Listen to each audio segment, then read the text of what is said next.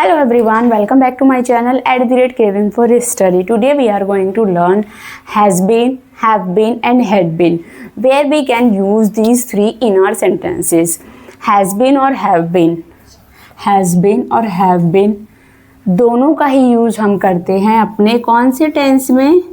Present perfect continuous tense. Okay, present perfect continuous tense दोनों का ही use हम इस टेंस में करते हैं. ठीक है, बट किस सिचुएशन में हम इसको यूज कर सकते हैं अपना, इसको टाइमलाइन के थ्रू समझते हैं. It is a timeline. Okay, now timeline में हमने यहाँ लिखा है पास्ट, भूतकाल, प्रेजेंट जो अभी चल रहा है और उसके बाद होता है हमारा फ्यूचर. ठीक है, तो हमें किस सिचुएशन में हम अपने सेंटेंस में हैज़ बीन और हैव बीन का यूज़ कर सकते हैं. Let's understand. When something started in the past and still happening now means it is on going in the present.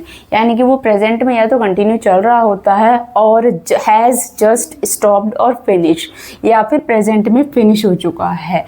यानी कि कोई भी काम आपका स्टार्ट हो रहा है, स्टार्टेड इन पास्ट, पास्ट में स्टार्ट हुआ है, and is still happening now यानी कि वो प्रेजेंट में भी हो रहा है और या फिर प्रेजेंट में जब भी ख़त्म हुआ होता है वो, और जस्ट हैज़ जस्ट स्टॉप्ड और फिनिश्ड. ओके, स्टॉप्ड और फिनिश्ड. तो इस सिचुएशन में ही आप अपने सेंटेंस में हैज़ बीन और हैव बीन का यूज़ करेंगे जब आपको इसके साथ टाइम वर्ड्स भी दिया होगा सेंटेंस में. आप अपने सेंटेंस में टाइम वर्ड्स को शो करना चाहते हो और something started in the past and is happening now in the present, और प्रेजेंट से जस्ट बिफोर ही वो फिनिश हो चुका होता है. तो आप इस सिचुएशन में इस तरीके के सेंटेंसेस को कैसे यूज़ करेंगे, उसमें आप यूज़ करेंगे हैज़ बीन और हैव बीन का. अब हैज़ बीन का यूज़ हम कहाँ करेंगे?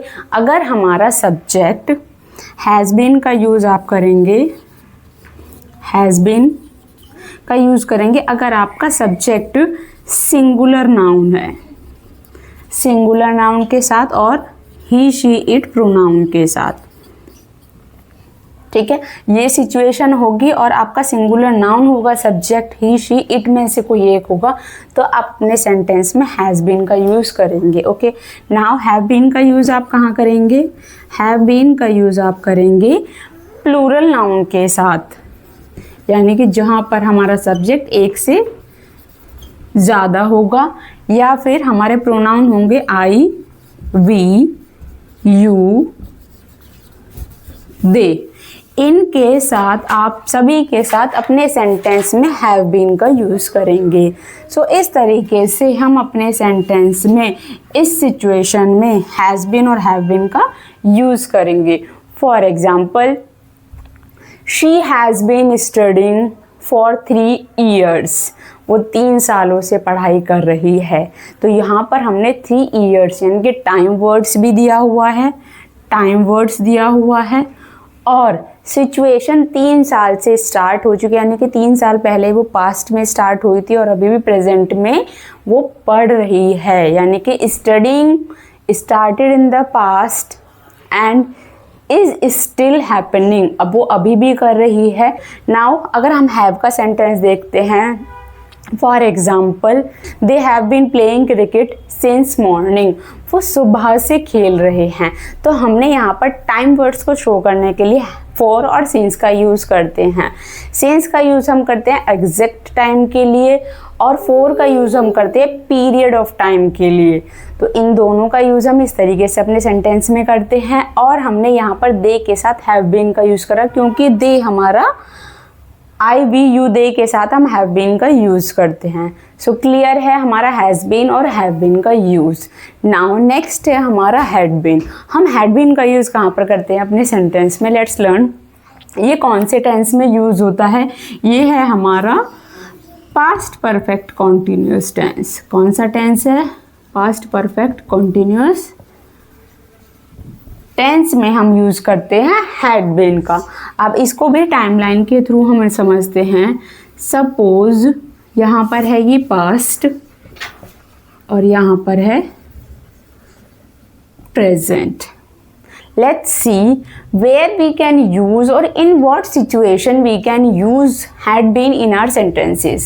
So had been is used in a situation when something started in the past.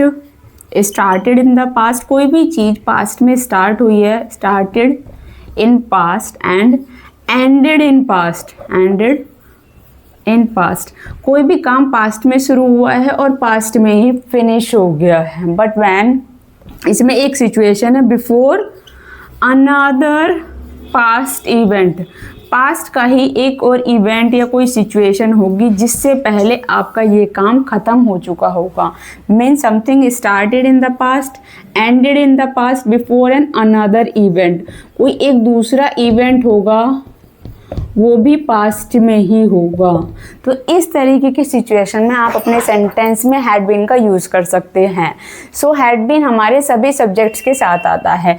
यहाँ पर हमने हैज़ बीन और हैव बीन के लिए अलग अलग सब्जेक्ट्स डिसाइड किए थे, लेकिन had been singular noun he she it और plural noun I we you they सभी के साथ आप हैड बीन का यूज़ कर सकते हैं. मीन्स हम कह सकते हैं विद ऑल सब्जेक्ट्स. सभी सब्जेक्ट चाहे वो सिंगुलर हो या प्लूरल हो, उन सभी के साथ आप अपने सेंटेंस में हैड बीन का यूज़ करेंगे. Whether your subject is singular और प्लूरल, और सभी प्रोनाउन के साथ, प्रोनाउन वर्ड्स के साथ आप हैड बीन का यूज़ करेंगे अपने सेंटेंस में. और आपका कोई भी काम पास्ट में स्टार्ट हुआ है, पास्ट में ही फिनिश हो गया है, before an another past event, past में ही एक और इवेंट होगा. Let's learn it with the example. For example, she had been studying for 3 years. She had been studying for 3 years before her friend arrived. अपने friends के आने से पहले. तो वहाँ पर उसको फ्रेंड्स अराइव्ड. अराइव्ड कौन सी फॉर्म है? वर्ब की सेकेंड फॉर्म है. तो ये भी एक पास्ट इवेंट है. और इससे पहले जो स्टडी करने का काम हुआ है वो पास्ट में ही स्टार्ट हुआ और पास्ट में ही फिनिश हो गया. 3 सालों के लिए वो चला था पास्ट में और पास्ट में फिनिश हो गया. तो यहाँ पर दूसरा इवेंट जो हमने अराइव्ड, वर्ब की सेकंड फॉर्म, ये सिंपल पास्ट में है, तो ये भी पास्ट टेंस का यूज़ हुआ है और हैड बीन भी पास्ट टेंस में यूज़ होता है. तो इस तरीके की सिचुएशन के लिए आप अपने सेंटेंस में हैड बीन का यूज़ करेंगे.